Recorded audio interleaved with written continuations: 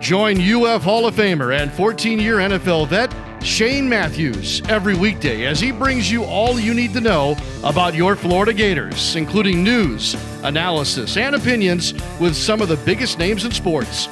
Find us on Spotify, Apple Podcasts, Google Podcasts, or wherever you listen to your favorite podcasts, or watch us live at 8 a.m. on Facebook, YouTube, and Twitter.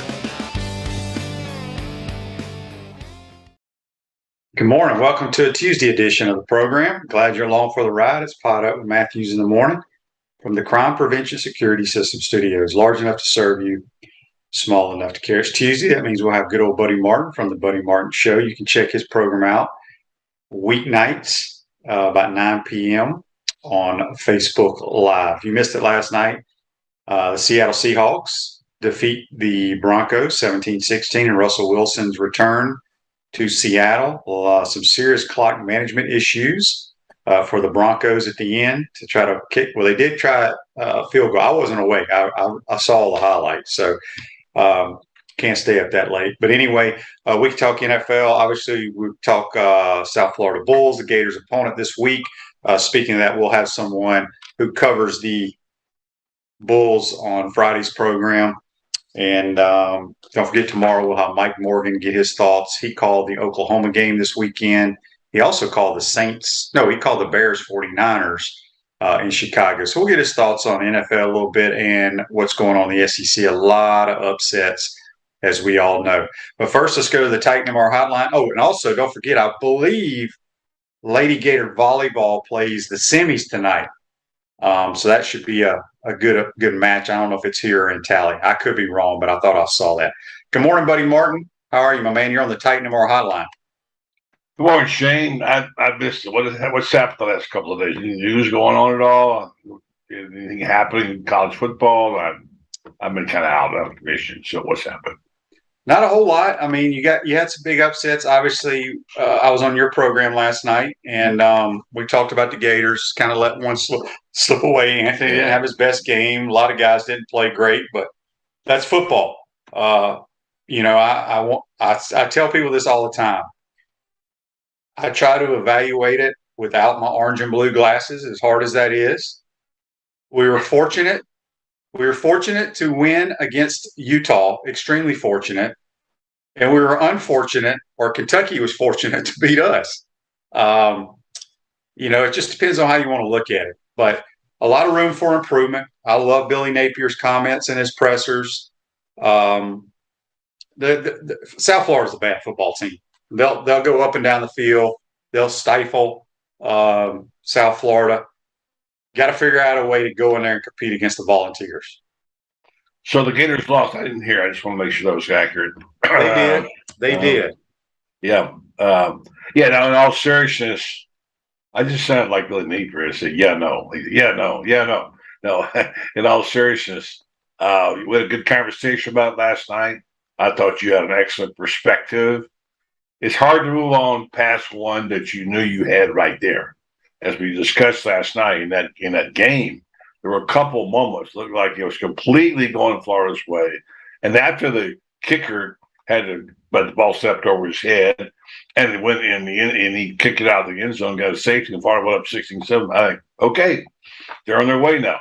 But football's a funny game, and like Coach Spurrier used to say, they got scholarships too. And they came back, and you're right. It sort of looked like as the Florida-Utah game went for the Gators, the Florida-Kentucky game went for Kentucky because they got some bounces, they got some calls, they did the job when they had to, and all credit to Mark Stoops and what he's doing right now. Sorry, Kentucky is not going to win the SEC East. Don't get excited about that. Oh, Lord. But I will say now they look clearly like they have a shot of being the second-best team. I thought they would have beat the second-best team, and this Florida team is going to be, as you know, there's margin of error. Everybody wants to dump it on the quarterback. Shane, you got that dumped on you a lot when things went well. You were great when they didn't. You got the blame. So I think there were some encouraging signs. I'm not trying to read too much into it.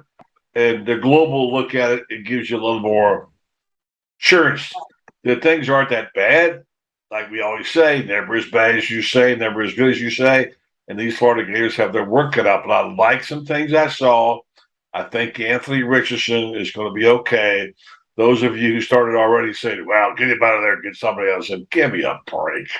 I mean, sometimes fans amaze me, but hey, I made up my mind. I'm not going to get on the fans' back. Okay, they're fans. They do what they do. They want to change everything as soon as they can if something goes wrong. But I like what the program is. You said you like what Billy Napier is doing. Again, let's not jump to too many conclusions after 2 games, but let's say disappointing, but not disastrous. No, not at all. I'm sitting here trying to figure out how to find the Facebook Live. So Shane, you need to have a Facebook Live. No. So you need to have an intern just for Facebook Live. It used to not be a problem. It automatically popped up on my screen. It does not do that anymore, and I don't know why. I can look at everybody else's page in the world. So I'm trying to. We'll put it on your phone. Here, I'm trying to rig it here, so I think I did somehow. Okay. All right. So let's get to a couple of these.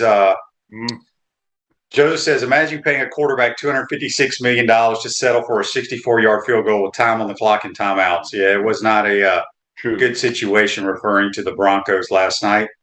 John asked here, not regarding the Gators. We'll get back to the Gators in a minute. He says, what do y'all think of the opinion that Jimbo is running an expired offense and needs an OC?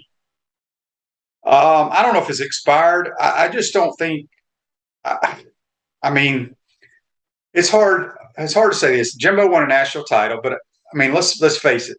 I want to say Jameis Winston was his quarterback when he won. Is that correct, buddy? That's correct. Well, Jameis. Yes, that's correct. Well, say what you want to say. He's a very good quarterback, extremely talented. After that, I mean, Jimbo ain't been very good. I mean, I don't know how else to put it. Jeremy says, can we please not underestimate South Florida? We haven't blown out an FCS team in a while. Remember Sanford? Could you warm up my That's coffee, a good point. please? My coffee. That's a good point. What? But my coffee is cold. I didn't make coffee. So, yeah. Who you yelling at, buddy? My wife. Not yelling at her. Just asking a question. My coffee. She's great about helping me out with my coffee this morning. I hadn't had my first cup. Anyway, here's the thing. Jimbo is living off for its reputation, and it's a good one as a quarterback whisperer. The quarterback whisperer is fine as long as you got the right guy to whisper to. I don't think he's got the right guy. He can't seem to find a combination. And unfortunately, coaches, like all of us, fall in love with their own concepts. They fall in love with the idea they're going to be right. Only they know the right guy. Sometimes they don't know the right guy, Shane. I mean, if things have been different, Galen Hall would probably never found you. Who knows? But you got the right coach in there, and they got the right guy. You were greatly successful. Jimbo's got to prove he knows quarterbacks and can coach quarterbacks.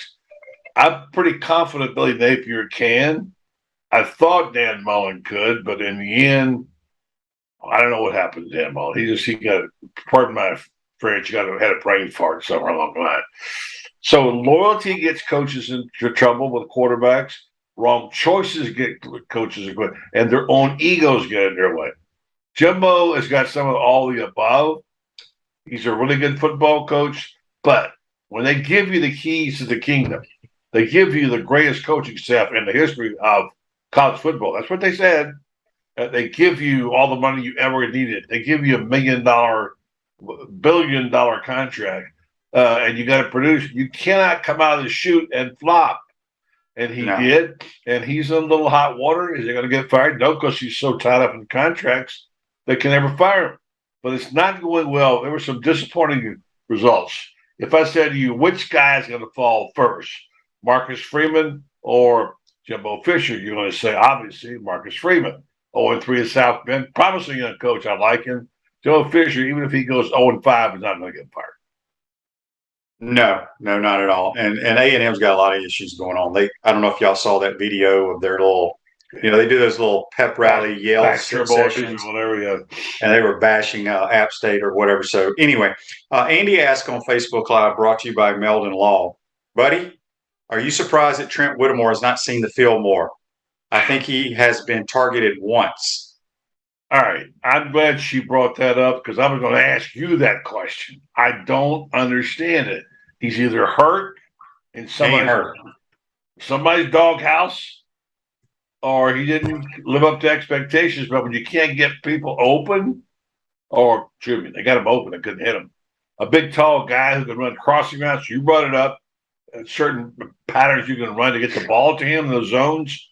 Whittemore is a valuable guy. I don't understand what's happened to Trent Whittemore. I wish someone would please tell me. I am surprised. I thought he'd be a factor. I thought he'd catch 2 or 3 balls a game. They've only thrown to him one time, so I don't understand this. Somebody please find out and let me know. Yeah, he's not hurt. He's just the rotation is they don't rotate their receivers as much, and unfortunately, he plays the same position as Ricky Pearsall. Yeah, well, we'll switch I wish they would. I wish they would move him outside. Honestly, I think he's more of an outside guy. That's just my opinion. I ain't coaching. No, I've said the same thing you did. I said it before the season started. Maybe the other player, he could be like a tight end, by the way, and that's kind of what they need right now. Someone like a tight end. Yeah, our tight end room is not great. John says on Facebook Live, brought to you by Mellon Law, Georgia-Kentucky game in November could be a battle of 2 top 5 teams. I'm going to say one of those teams will be number 1 in America, but I believe Kentucky. I can't tell you, and I said this yesterday, how bad their offensive line play was. I think Kentucky will lose to. They will get blown out by Tennessee, in my opinion. Really? Yes. I think Tennessee is clearly better than Kentucky. They are potent on offense. Now, their defense is probably not quite as solid. I'm going to say it's not as solid, but I think they could score at will on Kentucky. Their offense is great. I don't know who else they play, but I don't know if it was you or I was on another show asking me who I thought the 3rd and 4th best teams in the league were. Obviously, Georgia's, to me, heads and shoulders better than everybody. I'm still going to stick number 2 at Alabama. 3 and 4 would be Mississippi State and Arkansas. But that's today. Well, it sets up really well for Kentucky, the schedule. Let me just say one thing. While some of these teams are playing powder puffs, okay, and really look like you say little sisters of the poor to open the season, Florida played back-to-back ranked teams, okay? Mm-hmm. Let's don't forget that, Shane, okay? No. Now look at Kentucky's schedule. I got it in front of me. Kentucky, Youngstown State. Then you'll beat them? I think so. Northern Illinois, okay? And they play a legitimate team in Mississippi on October 1st. Then comes South Carolina, who's not very good. Everybody trying to sell South Carolina. No, just sit tight, Shane. You're not there yet. Not you.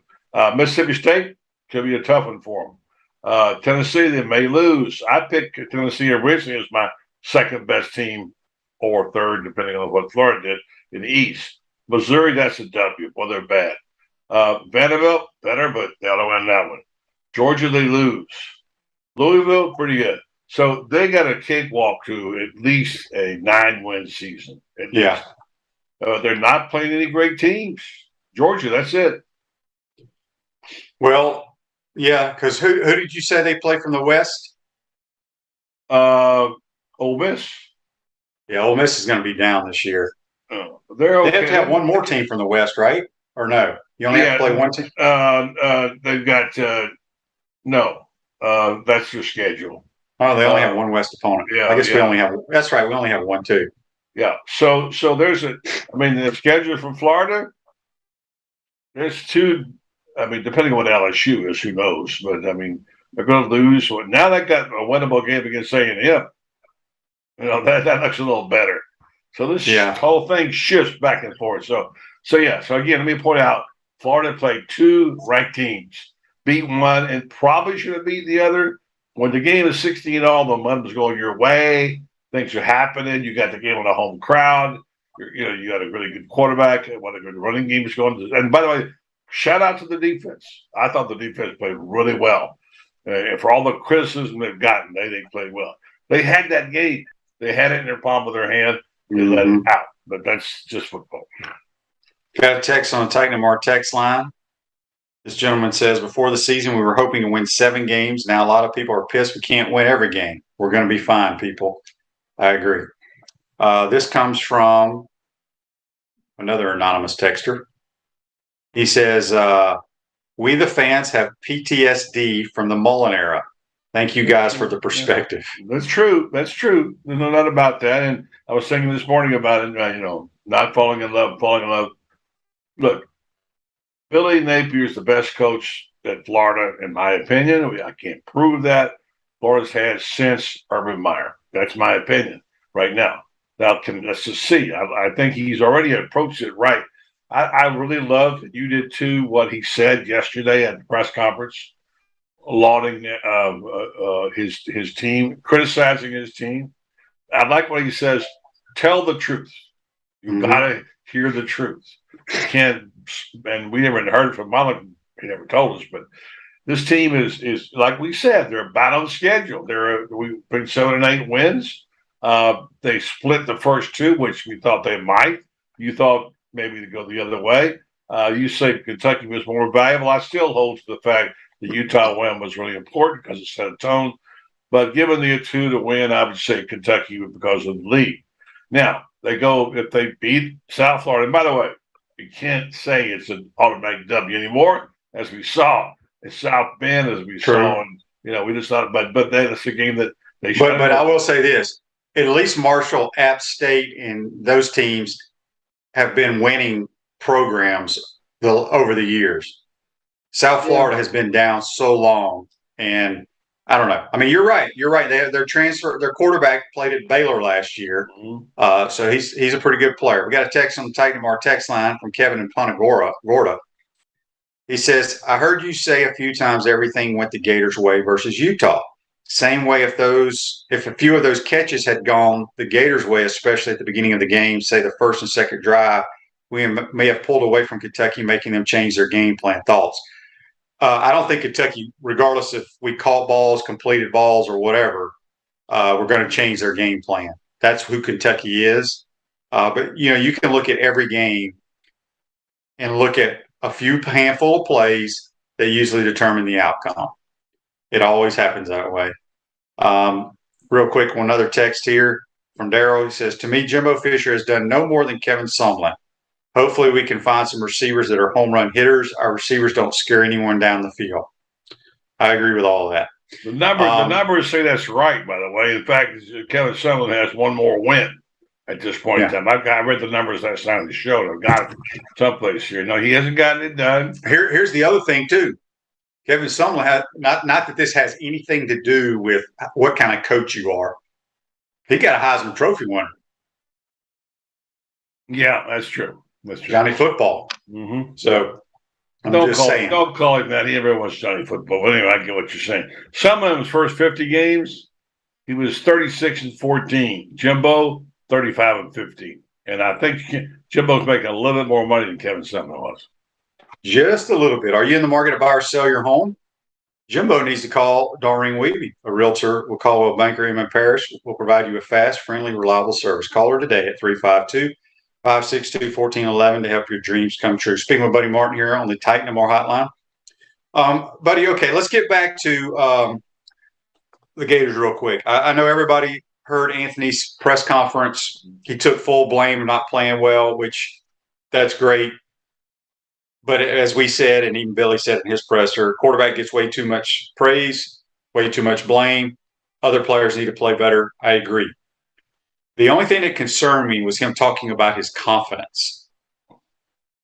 You've been covering sports for a long time. Has anybody ever talked about that, like immediately after the game? I know we talked about golfers getting the shanks or the yips putting because it plays mind games. But have you heard a quarterback talk like that? You bring up a good point, and I know what you're saying, and there's two sides to that. One is if he loses his confidence, which I think will be temporary in this case, in my opinion. I think Billy knows how to handle him. It's serious. But the fact is, he was shattered. And he couldn't figure out why all the magic he had the week before had left him. We know he was overthrowing receivers. People said, was he setting his feet wrong? I didn't see that. I just think he really was tight. And for whatever reason, he couldn't get his fastball across the plate. Like we talked about last night. If you ever played sports, I was a pitcher. Some days I couldn't get it in there. That's how it is. It would concern me from this standpoint. I've covered enough football games, enough athletes, and whatever in my time, where I've seen people lose it completely. One of the greatest stories I ever heard about that. You ever hear of a guy named Billy Castro? Yeah. All right. Billy Castro was under the radar, great player, golfer. Later on in his life, he won a couple of Masters and Opens and whatever. And he told the story when he won a senior event in Colorado, and I happened to be there talking to him. Do you know, Shane, that his shank was so bad, he lined up here and he hit it over here? And this went on for a long time. He couldn't correct it. You know how he corrected it? He went and got old videos of him winning the Masters and Open and watched that guy play until he could figure out what it was, and he corrected it. So elite athletes and champions have lost it. I don't think this is what we're talking about with Anthony. No. I just have never heard somebody talk about that. But maybe just because he's young and he doesn't. And honestly, he doesn't talk to the media ever. So maybe if he talked to the media more, he wouldn't have said those things. I don't know. That's just my opinion. Well, that's a good point. And I just want to say that he's young. He's got a good coach. He's going to be okay. I would be very shocked if he doesn't bring. Look, real quick. Touch passes can bring you back, Shane. You know that. Touch passes. He doesn't have a touch on the ball sometimes. When you get those tight end drag routes, you can explain to me, or give him a route that he can complete the ball. And in my opinion, Billy didn't do that. That's my opinion. Jeremy says here on Facebook Live, and I totally disagree with what he says here. Who do we need to talk to in order for Billy to stop running bubble screens? They never work. Oh, come on. Okay. First of all, and they worked against Utah. Okay, just want y'all to know that. Mm-hmm. But they're not called. They're called, but they're not called.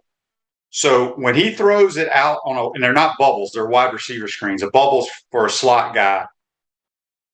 We throw it out to where there's 2 guys or 3 guys stacked out there. It's all the RPO. Mm-hmm. Okay, a run play is called. Mm-hmm. It's a numbers game. If we can throw it out there. And they're taught, if you can throw it out there after you fake to the tailback and you can make minimum of 3 yards, you do it. Now, a lot of times the reason they don't work, Jeremy, is because the other 2 receivers ain't blocking. Okay? Point. Yeah. But it's a numbers game. The only reason they throw it out there is because we have them outnumbered. We should have a positive play. So it's all part of the RPO. Okay? So there you have it. Hey, Shane, that's a good point. Can I ask you a question of football? I don't know what they call the naked boot. You see Russell Wilson running all the time, where it's a one-man route.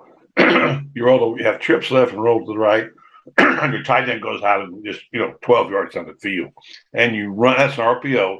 You run the quarterback runs the ball, and the linebacker or corner's got to come up, and you flip it over his head.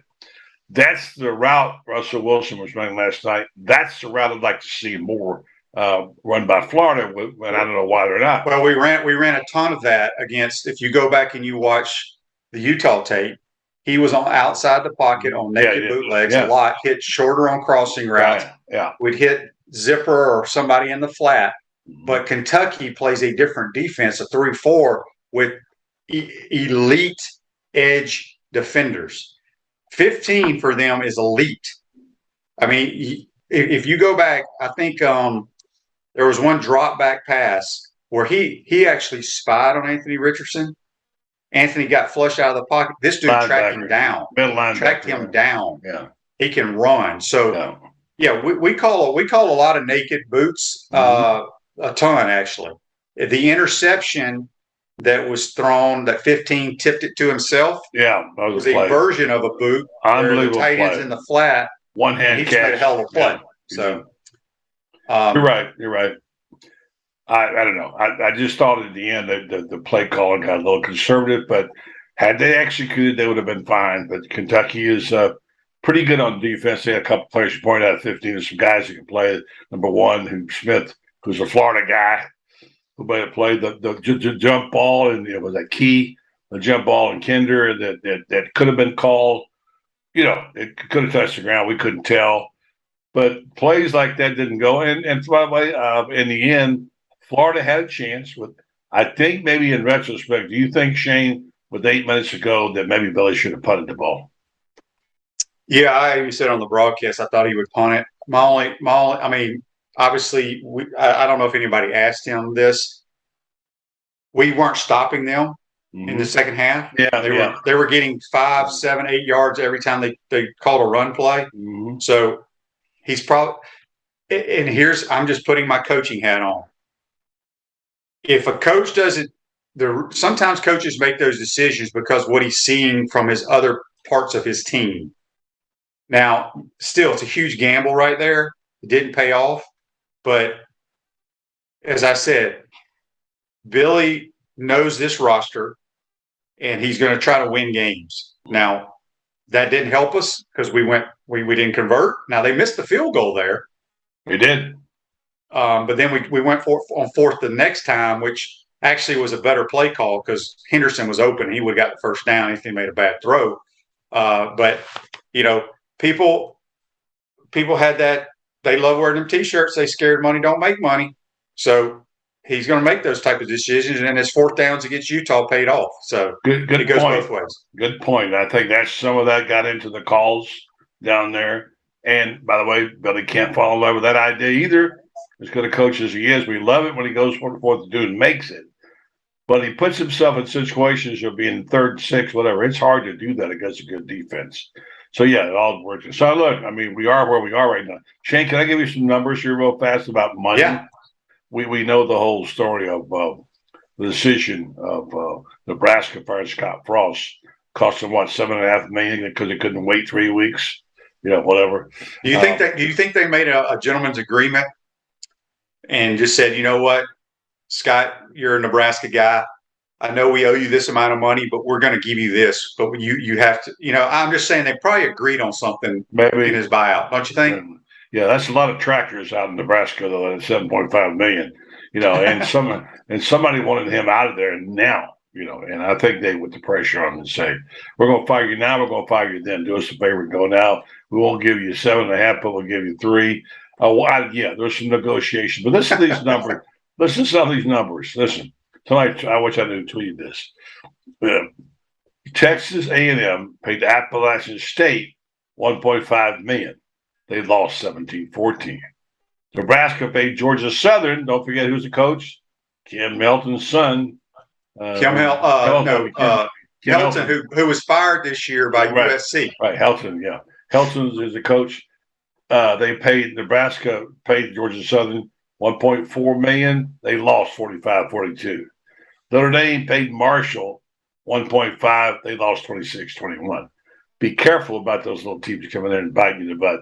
You think you're being I don't know why they schedule these games. They deserve it for good for those teams getting paid. But this is not a charity.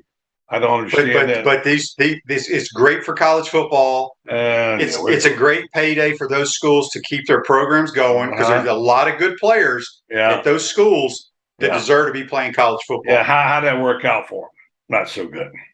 No, they won the game. No, I'm talking about the teams that gave the money and they lost all those games. Oh, yeah, I'm not worried about them. I'm all for the little boys. But this is not a charity. It's a business, okay? Right. And they got to stop playing these little games like this. Maybe one a year, maybe. Again, Florida plays back-to-back ranked teams.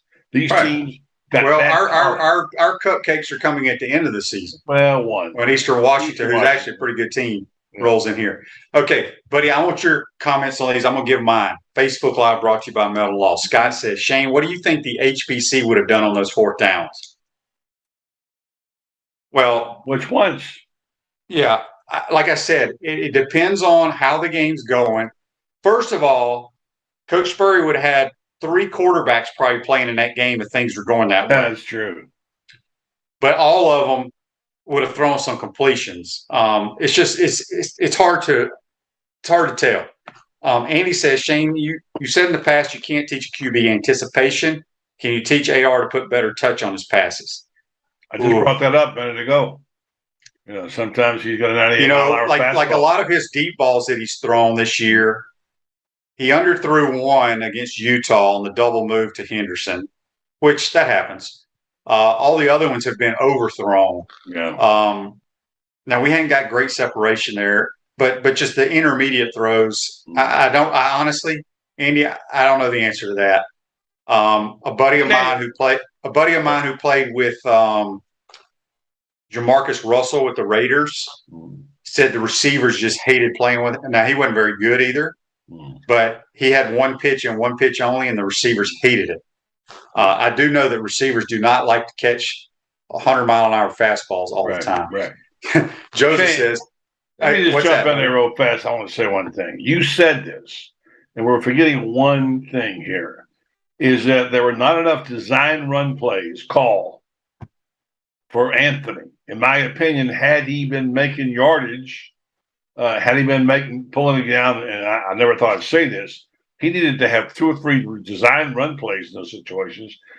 Then that those passing routes, he'd have done better on his passing routes touch. So in my opinion, where they forgot about his legs or whatever reason, they didn't call his number. Well, they called 2 quarterback draws. But not in the end of the game when they were having problems moving the ball on 3rd down. Yeah. Joseph says QB scared money and stupid money are 2 different things. That's a good point, yeah. I hear you, Joseph. That's funny.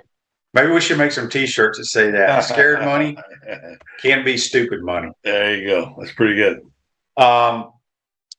Joseph says App State competes with the big boys. Not the first time they've beat a highly ranked team. Yeah. But he doesn't like those guys. No, I think it's fine. I think it's wrong to play that many powder puff games.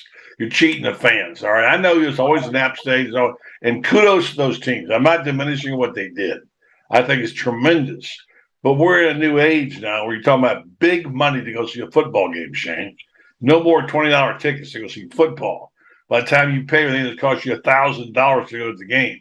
They deserve the best opponents you can get, and those are not the best opponents they can get. So we're going to see it. The 12-man playoff, 12-team playoff is going to correct all that because you're going to get penalized a lot for playing a non-Power 5 team. James says playing South Florida this weekend, a get-right game, no looking ahead at Tennessee. Mm-hmm. No, they won't look ahead, but South Florida's not very good, people. I mean, you can't compare them to App State and those teams. Alan says, I think we're protecting the quarterback from injury from running more. See, I don't agree with that. Yeah, I know you don't. The reason I say that, you can't call a game worried about people getting hurt. Okay? Just by my eyeballs, we called 2 quarterback draws in the game. Neither went for more than 3 yards. Kentucky played them well. We called multiple zone reads, and Anthony gave it. But that's his key. If the outside backer is hanging, you hand it off. So that's where you have to look. Stoops and them basically said this.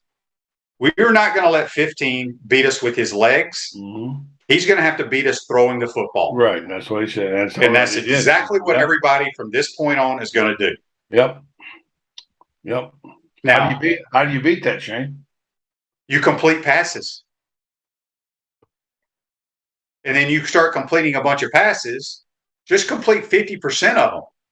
You complete those balls, then that's going to – I mean, I don't think Stoops would have changed at all because he's going to play the odds.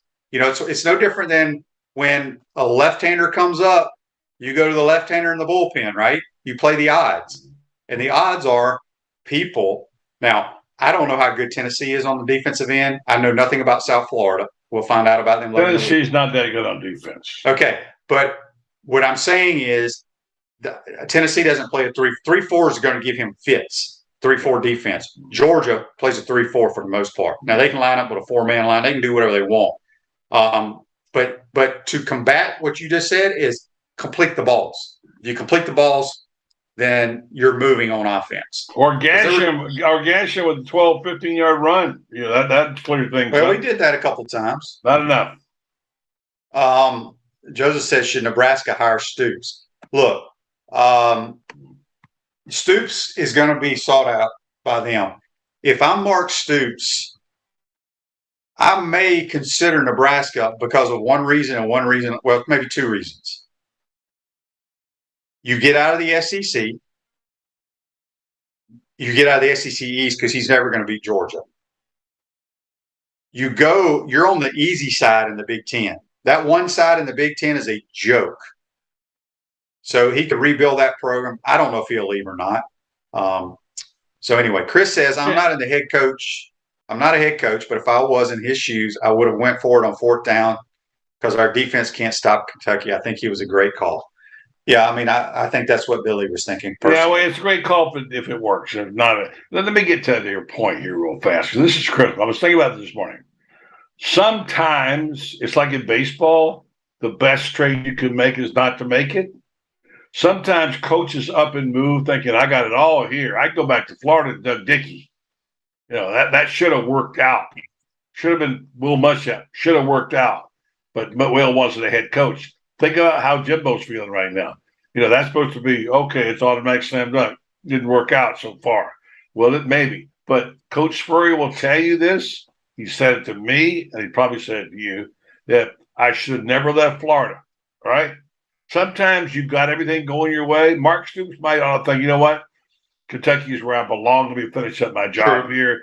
It's organic. It's there. They're feeling that he's a Kentucky Wildcat. He beat Bear Bryant's record, a 61 on 61st win. I mean, sometimes maybe you better be careful because it ain't the same when you go someplace. Lincoln, Nebraska is not the same as it was or it is in Lexington, Kentucky. So even though you said, well, this all worked, he's a good coach. No, it doesn't always work out, as we see in Florida and other schools. So be careful what you ask for and wish for because sometimes you should have stayed.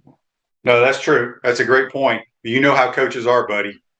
They want that challenge. And they all want to win championships. Yeah. And he's going to have to sit there and go, will I ever win the SEC East? Yeah. Remember when Coach Spurrier got opportunities to go to Tampa Bay, right? He came real close. He met here with the lawyer in Ocala. They got offered the job. He turned it down. I said to him the next year, and I was covering the Broncos, covering the NFL, be glad you didn't go to the NFL. He said, why? You don't think I can coach in the NFL? I didn't say that. The athletes have changed. They're not the same. It's a different game now. I don't know if you'd like it. He says, oh, you don't think I can coach? I didn't say that. I just said it's different. So sometimes be careful what you wish for. Luckily, he stayed then. And he should have stayed after 12 years and coached 5 bowl or whatever. He made a lot of money. He did well in South Carolina. Don't get me wrong. What he did in South Carolina was fantastic.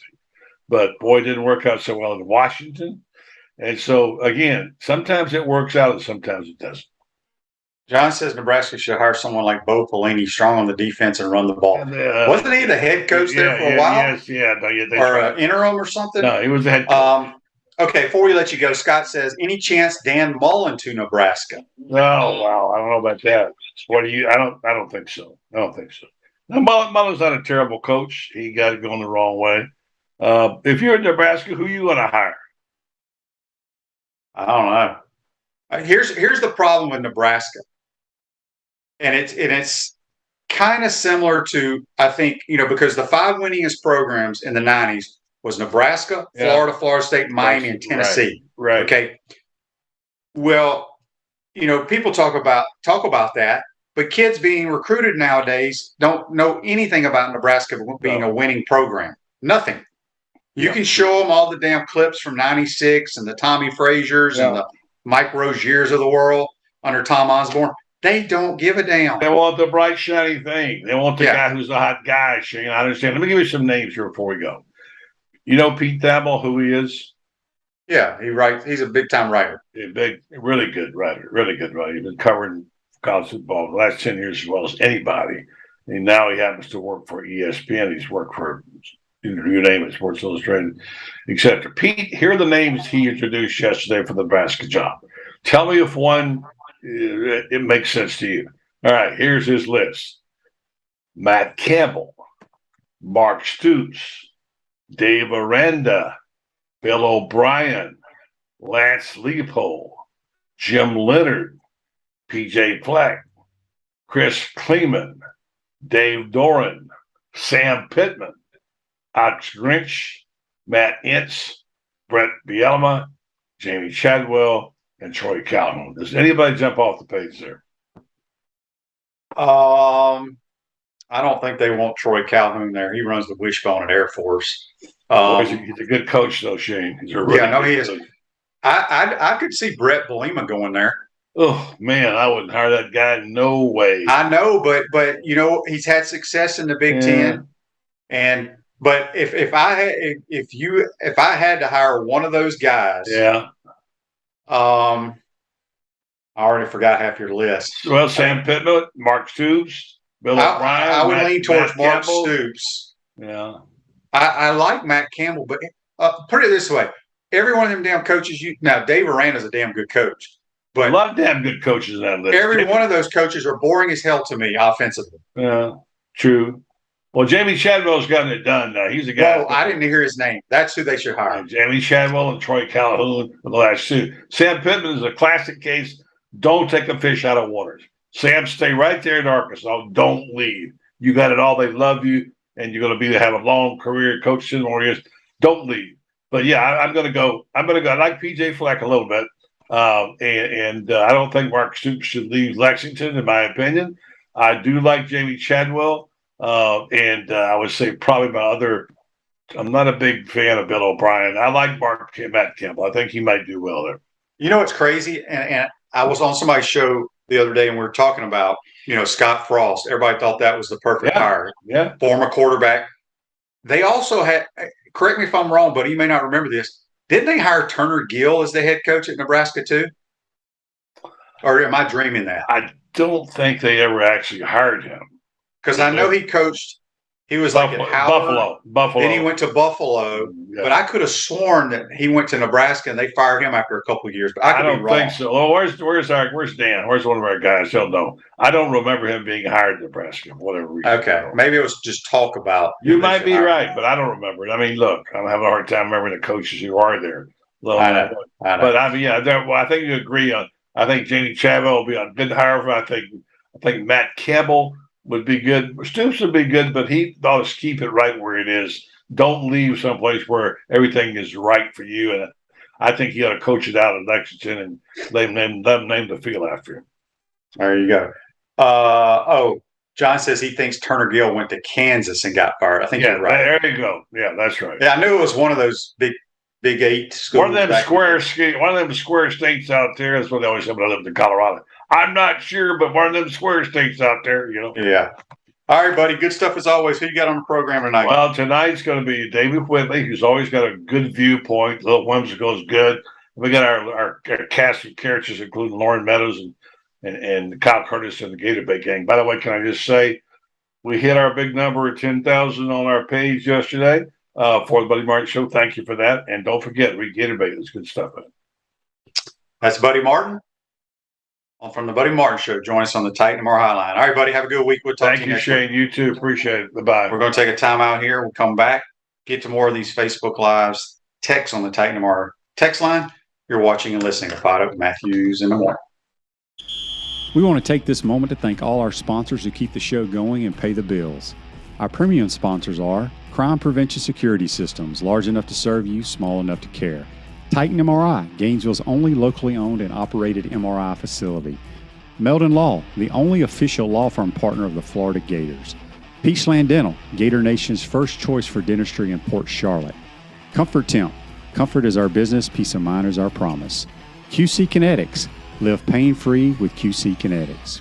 Our Gridiron sponsors are Auto ER, UF Bookstores, Celebration Point Town Center, Chris Doring Mortgage, Silverback Concrete Co., Ruse Ogra State Farm Insurance, Doreen Wiebe Realtor Caldwell Banker MM Parish. Our touchdown sponsors are Campus USA Credit Union, Adams Rib Company, Gator Dominoes, Celebrate Primary Care, Gator Bait Media, Okido America, Style Cuts, Ironwood Golf Course, Big Mills Cheesesteaks, MB Listing, McDonald's of Gainesville, 84 Lumber, Tropical Smoothie Cafe, Avra and Smith, Dowling Signs, Baker's Sporting Goods, Silver Cube Billiards and Sports Bar.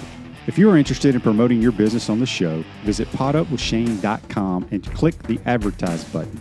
Again, thank you to all the great businesses that support the show. If you like what we are doing here, make sure you follow us and support the businesses that support us.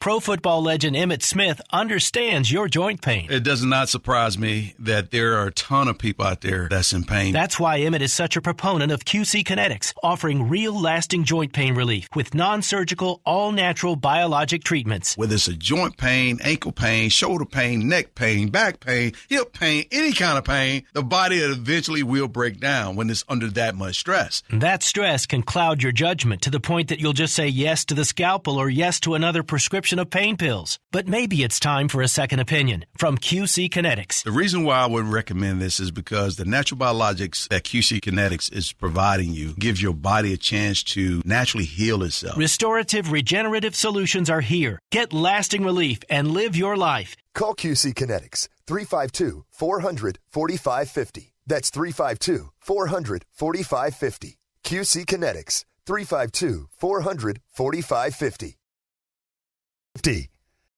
Welcome back to the Crime Prevention Security System Studios, large enough to serve you, small enough to care. Celebration Points, where the Gators go to celebrate.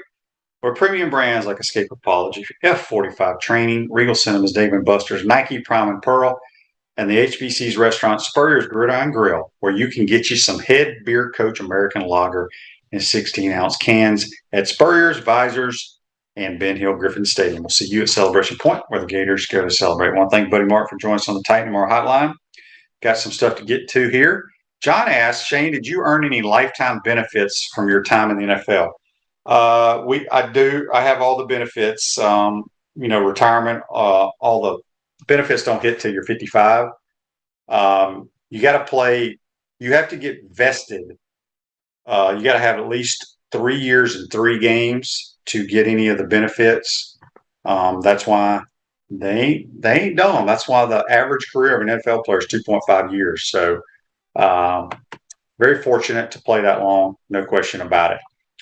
All right, we got some Facebook Lives brought to you by Metal Law to get caught up on here. Marshall says, why didn't AR keep the ball once on any RPO? ETN is a stud. Henderson has been here too long. Can't remember one fantastic catch. Is he a step slow? I think Henderson's pretty fast straight ahead. The reason AR didn't keep one time on an RPO, well, that would be a zone read. RPO, he's never going to keep the ball. RPO means we're going to call a run play, we're going to hand it off, or we're going to fake and we're going to throw. So on the zone read, Kentucky's reads forced him to hand it off every time. John asked on Facebook Live, brought to you by Metal Law, where do you rank Josh Allen among quarterbacks? Do you think he is above Brady, A-Rod, Mahomes? I still have Allen below them. I'm a huge Josh Allen guy. I would rank those guys you just told me. I would go Josh Allen, Mahomes, and then I'd put Brady and Aaron Rodgers right there. I've always said that Aaron Rodgers is the most gifted quarterback I've ever seen throwing football. I still stand by that. But Mahomes is outstanding as well. But Josh Allen he's the face. I put Justin Herbert in there now. Good gracious. There's some good young quarterbacks for sure in the league. Let's see. We got some text on the Titan Tomorrow text line here from Jimmy. He says, Shane, what do you think about the game this week between Miami and A&M? Well, I haven't really thought about it. I don't even know where it's being played. I guess I could find that out. I think it's in A&M, right? I don't know. I know Miami kind of sputtered through the motions in front of their 4,500 fans or however many they had against Southern Miss. They pulled it out. They didn't play great. That's going to be an interesting game. That's a huge game for Miami, quite honestly. If they want to have any chance of having a big year, they have to beat Texas A&M. And could you imagine? Let's see. If A&M loses that, they'll be at 1-2. I don't know if I'm pulling for Miami or A&M, quite honestly. What about you guys? That would be something, wouldn't it? A&M with the best team money can buy. Start the season at 1-2. Let's get to this day in sports. It's brought to you by our good friends at Comfort Temp. Comfort is our business. Peace of mind is our promise. Beat the summer heat. Schedule your air conditioners. Tune up today, keeping you chill in the Florida heat far away. Comfort Temp Heating and Air. 352-376-2366. This day in sports in 1999, John Elway's number 7 jersey is retired by the Denver Broncos. I'm curious how old John, I think he's the president of the, he's got some title in their front office. What he thought about the clock management there at the end of that game. It was bad. It's hard to believe coaches can do that. I mean, I know in the middle of the game, you got so much going through your head, but you got somebody that's in charge or should be in charge of helping with clock management and timeouts. And it was baffling what the Broncos did. Seattle played a lot better than I thought they would. I think they played better than many people thought. Aggies are favored by 5, so they're at home. And he says A&M has Miami, Arkansas, Mississippi State, and Bama. Oh, good gracious. They could lose every one of those games. I'm going to go out on a limb right now. I think A&M loses this week. They're going to lose. Well, I don't know where they play Arkansas. They play Mississippi State, I believe, in Starkville. They're going to lose that game. And Bama's going to beat them. So, wow. Yeah, if you want some entertainment, as John said, go to the Tex Ags chat rooms in the next few weeks. Those folks are going to be all over Jimbo. Now, if he finds a way to win them, that'll be a different story. John says, if you aren't following message board geniuses on Twitter, you are doing it wrong. That's true. That is true. All right. Ruse Ogre State Farm Office is a team of dedicated insurance professionals ready to help life go right with the right insurance options for you and your family. Visitogreinsurance.com. Give them a call at 352-240-1779.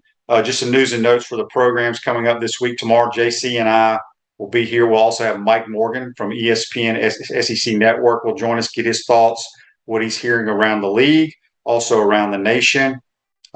He can give us his top 3 Heisman contenders at the moment. I would think the top guy would be Caleb Williams, probably out at USC, but we'll ask Mike.